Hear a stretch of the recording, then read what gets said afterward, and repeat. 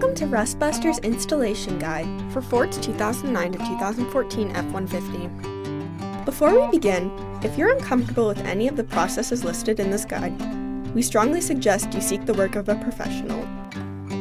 Ensure you have all the tools and utilities listed and that you're following all the manufacturer's safety precautions during use. Step 1. Disconnect your vehicle's battery and inspect for potential fire hazards such as leaking fuel lines and engine components.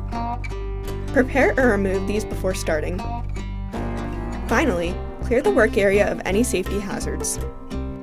Step 2. Remove or lift your bed out of the way.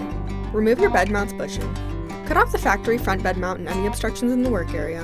Then, grind the frame free of rust and debris, revealing bare metal. Spray the work area with a weld-through primer to help prevent against rust development. Step 3. Take your replacement front bed mount and hold it up to the silhouette where your factory bed mount was originally located. Following proper welding procedures, tack weld your front bed mount onto the frame before welding it on fully. Finally, paint the part with primer or other rust inhibitor to help prevent or reduce the risk of rust formation. We recommend our Rustbuster Rust Converter and Primer Spray Paint.